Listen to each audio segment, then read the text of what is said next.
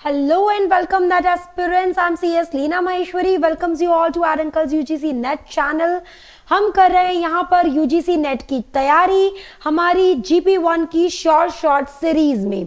तो आज जो हम टॉपिक डिस्कस करने वाले हैं लॉजिकल रीजनिंग का जो हमारा टॉपिक है दैट इज फैल्सीज। तो फैल्सीज के बारे में और जानते हैं। अगर आपको कोई भी कंफ्यूजन है तो हम आज यहाँ पर डिस्कस करेंगे फैल्सीज, क्या होते हैं फैल्सीज, क्या हमारे डाउट्स हैं, सारे इन एंड आउट्स आज हम क्लियर करने वाले हैं। फैल्सीज क्या होते हैं? किसी भी आर्गुमेंट के कुछ ऐसे एरर्स जो कि हमें लगता सही है सेंटेंस समटाइम्स एंड होता क्या है वो हमारे ब्रेन को धोखा देता है, वो हमारे माइंड को डिसीव करने का काम करता है। That is a fallacy. ठीक है। फॉर एग्जाम्पल आज अगर मैं आपसे ये कहता हूं या ये मैंने आपसे कहा for example sky is white. आज स्काई का कलर क्या है? वाइट है। स्काई क्या है? White. My shirt is white. मैंने क्या किया यहां पर? Sky is white, my shirt is white. मैंने यहां पर sky and shirt are white. So जो स्काई है वही शर्ट है, ये दोनों को मैंने क्या किया? इक्वल कर दिया। क्या ये इक्वल है? क्या ये एक है? नहीं है। ठीक है। तो यहां पर ये मैंने क्या किया? फैल्सी क्रिएट किया। इस स्टेटमेंट में मैंने क्या किया? फैल्सी क्रिएट किया है। ठीक है। आगे हम बात करते हैं नेक्स्ट हम बात करेंगे फॉर एग्जाम्पल, एक और हम एग्जाम्पल ले लेते हैं। Crow is black. ठीक है। Crow is black. नेक्स्ट हम एग्जाम्पल ले लें यहां पर बुक इज ब्लैक। तो क्रो एंड बुक क्या एक है? नहीं है। लेकिन मैंने बोला क्रो और बुक को मैंने क्या कर दी? इक्वेट कर दिया। दैट मीन्स मैंने यहां भी क्या किया है? एक फॉल्सी क्रिएट किया है। क्लियर है? ठीक है। ये फॉल्सी मैं आपको समझा रही हूं, मैं आपको फॉल्सी एक बारी में क्लियर कर लेते हैं, फिर हम उसके बाद में आगे बात करते हैं। नाउ क्लास, तो यहां पर फॉल्सी कब क्रिएट होती है? जब किसी चीज का कोई रेशनल ग्राउंड नहीं है, किसी चीज को एक्सेप्ट करने के लिए, किसी स्टेटमेंट को एक्सेप्ट करने के लिए, और वो आपको defective forms of arguments provide करवाता है। That is a fallacy. ठीक है। नाउ अभी किसी भी आर्ग्यूमेंट में जो फैल्सीज होते हैं वो थ्री टाइप्स के फैल्सीज होते हैं। First is material, that is miss statement of facts, जो फैक्ट है वो करेक्ट नहीं रखे गए। Second is verbal, displacement of words, अगर आप टर्म्स को गलत जगह पर गलत यूज कर लेते हैं, that is verbal fallacy. Next is formal fallacy, जब सेंटेंस का स्ट्रक्चर प्रॉपर नहीं होता, ग्रामेटिकल एरर्स होते हैं यहां पर, या फिर जो इन्फेरेंस होता है वो इम्प्रॉपर होता है, उसको हम बोलते हैं फॉर्मल फैल्सी। ठीक है। Now there are many ways. देखो क्लास, हम किसी भी चीज को, किसी भी सेंटेंस को, या किसी भी, फॉर एग्जाम्पल हम कॉस्मेटिक्स लेने जाते हैं, आपने कॉस्मेटिक्स लिया, गर्ल्स की स्पेशली मैं बात करूं, अगर आप कॉस्मेटिक्स लेने जाते हैं, हम लोग डिफरेंट शेड्स ट्राई करते हैं। आपने नेल पेंट्स के डिफरेंट शेड्स ट्राई किए, अलग अलग टोन्स होते हैं। ठीक है। हम फाउंडेशन यूज करते हैं, उनके अलग अलग टोन्स होते हैं, अंडर टोन, हाई टोन। ठीक है। अब टॉप टोन होता है। तो क्लास यहां हम बात कर रहे हैं आज उसी टोन का एग्जाम्पल लेके मैं आपको बताती हूँ। फॉर एग्जाम्पल हमारे जो सेंटेंसेस होते हैं, हमारे जो स्टेटमेंट्स होते हैं, उनमें भी अलग अलग तरीके का टोन होता है, वेरियस टाइप्स ऑफ टोन्स होते हैं। कैसे? अगर हम सबसे पहले बात करें, जो आप सेंटेंस को इवैल्यूएट कर सकते हो, आर्गुमेंट्स को इवैल्यूएट कर सकते हो, फर्स्ट इज एथोस। एथोस क्या होता है? अगर कोई सेंटेंस, कोई स्टेटमेंट किसी अथॉरिटी से, किसी क्रेडिबल पर्सन से आता है, that is Athos. Logos, logos जब हम किसी पर्टिकुलर लॉजिक को जगा करके बात करते हैं, या लॉजिक को रिलेट करके जब हम बात करते हैं, अब वो ट्रू है या नहीं है, एरर है, that is another thing, but हम लॉजिक बेस्ड पे बात करते हैं, तो that is logos. Pathos. Pathos होता है जब हम किसी इमोशन पर बेस्ड बात करते हैं, इमोशंस पर बेस्ड कोई प्रमाइस मैंने आपको दिया, दैट इज पैथोस। तो एथोस फॉर एग्जाम्पल, एथोस के बारे में अगर मैं आपसे बात करूं, एथोस फॉर एग्जाम्पल आज मैं आपसे कहूं कि ठीक है आज हम भारत बंद करेंगे या आज सारे स्कूल्स बंद रहेंगे, ठीक है पूरे इंडिया के स्कूल्स आज बंद रहेंगे, तो क्या आप सब लोग मेरी बात मान लोगे? कोई भी नहीं मानेगा। नहीं, क्यों रहेंगे? आप अथॉरिटी नहीं हो, आप कौन हो?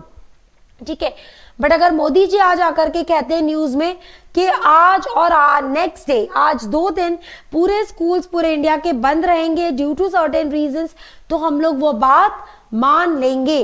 That is based on Athos, logos. अगर हम लॉजिक बेस्ड बात करते हैं, मैंने आपसे कहा एग्जाम्स आने वाले हैं, आप पढ़ाई स्टार्ट कर दीजिए, हमें पढ़ाई स्टार्ट करनी है क्योंकि एग्जाम्स आने वाले, तो मैंने लॉजिक रख करके आपसे कहा कि आप पढ़ाई स्टार्ट कर दीजिए।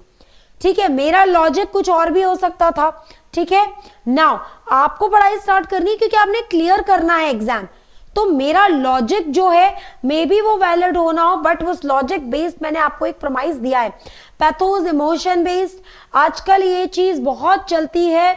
अगर आप रियलिटी शोज में देखते हैं, फॉर एग्जाम्पल अगर मैं बात करूं इंडियन आइडल की, ऐसे बहुत सारे लोग आते हैं, चाहे वो अच्छा गाया नहीं गाया, अच्छा परफॉर्म किया नहीं किया, मैंने अगर बोला कि आई एम वेरी पुअर और हमारे फैमिली में इतना प्रॉब्लम है, ये होता है, मैंने बचपन से इतना पॉवर्टी देखा है, इतना डिप्राइव्ड हूं मैं, देन क्या होगा? सब लोग रोने लग जाते हैं, सब लोग वो चीजें फॉलो कर लेते हैं। वही पर्सन हम कह देते कि यही जीतेगा, he will be the winner of Indian Idol, so that is the pathos।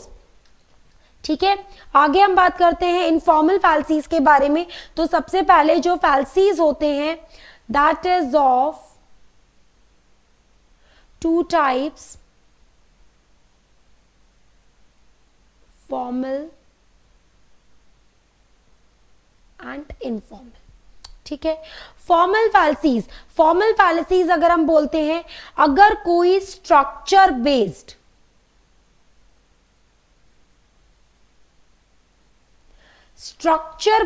अगर कोई एरर है, या आप इसको देखेंगे ग्रामर बेस्ड अगर कोई एरर है, तो वो क्या होगा? Formal fallacy. ठीक है, इनफॉर्मल फैल्सी में ग्रामर बेस्ड कोई एरर नहीं होता है, बट यहां पर बिलीफ या फिर लॉजिक बेस्ड फैल्सीज होते हैं। फॉर एग्जाम्पल अब हम यहां पर स्टार्ट करते हैं, एग्जाम्पल्स मैं आपको साथ में देते रहूंगी। Now first informal fallacy is ad ignorantiam. Ad ignorantiam, यहां पर हम क्या करते हैं, यहां पर जो आपका आर्ग्यूमेंट, अब ये एड क्या है? सबसे पहला तो एड के बारे में हम बात कर लेते हैं। सी क्लास, ये जितने भी लॉजिकल फैल्सीज या लॉजिकल रीजनिंग के जो काफी सारे थ्योरीज आए हैं, वो कहां से आए हैं? ये ग्रीक टर्म्स हैं, तो एड वर्ड इसीलिए यूज किया जाता है। ठीक है, ignorantism which is used in an argument is as fallacious appeal to ignorance, argument from ignorance, जिसका आपको कुछ आइडिया नहीं है, जिसका आपको नॉलेज नहीं, आपको पता नहीं है कि वो चीज है या नहीं है, और आप उसके बारे में स्टेटमेंट दे देते हैं, that is statement due to ignorance. तो इसको हम कहेंगे एट इग्नोरेंटिज्म। दैट मीन्स अगर हम ये कह दें कि गॉड के बारे में किसी को नहीं पता, या हम अभी तक प्रूव नहीं कर पाए हैं कि गॉड क्या है, या गॉड है भी या नहीं, दैट तो गॉड एग्जिस्ट नहीं करता, that is the policy of इग्नोरेंटिज्म।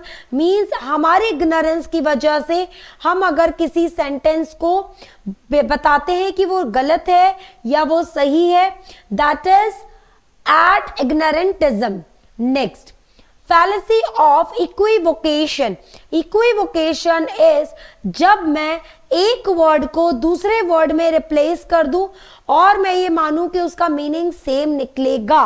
ठीक है, तो ये कई बार इस तरीके की पॉलिसी होती है, दैट इज पॉलिसी ऑफ इक्विवोकेशन। यहां पर क्या होता है, एम्बिगिटी, एम्बिगिटी की फॉलिसी अराइज होती है, मीन्स आप कंफ्यूजन वाली फॉलिसी अराइज होती है. Such type of words phrases are used which is ambiguous. ठीक है, यहां पर क्या होता है, फॉर एग्जाम्पल मुझे पंडित जी ने कहा कि आप फेथ रखिए. ठीक है, you need to have faith. अब पंडित जी ने मुझे फेथ जो कहा था, अब मैं यहां पर आकर के घर पर कहता हूं कि आई हैव फेथ इन माई सन, कि मेरा बेटा इस साल स्कूल में बहुत अच्छा करेगा, वो टॉप करेगा, तो प्रीस्ट मुझसे खुश होंगे क्योंकि उन्होंने मुझे कहा था फेथ रखिए. यहां पर प्रीस्ट ने मुझे कौन सा वाला फेथ बोला था, भगवान में फेथ रखने के लिए, and I am having faith in my son. ठीक है, तो यहां पर I am creating fallacy of equivocation. दूसरा एग्जाम्पल हम ले लेते हैं, ऑल ट्रीज हैव बाग्स.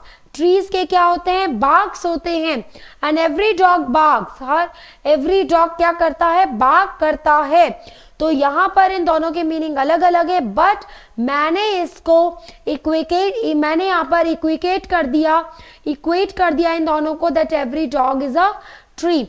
तो क्या ये ट्रू है, ये नहीं है. I am creating the error of fallacy, यहां पर fallacy of equivocation I am creating. Next अगर हम बात करते हैं यहां पर fallacy of ad populum. ad populum most favourite topic of students. यहां पर हम बात करेंगे फैलेसी ऑफ बैंड वैगन, भी इसको कहा जा सकता है. सबके सब बैंड वैगन में मैंने यहाँ में इमेज भी डाला है. अब यहाँ पर क्या होता है, जो चीज पॉपुलर है, सब लोग इंजीनियरिंग कर रहे हैं, so I also do the engineering, I also do the same.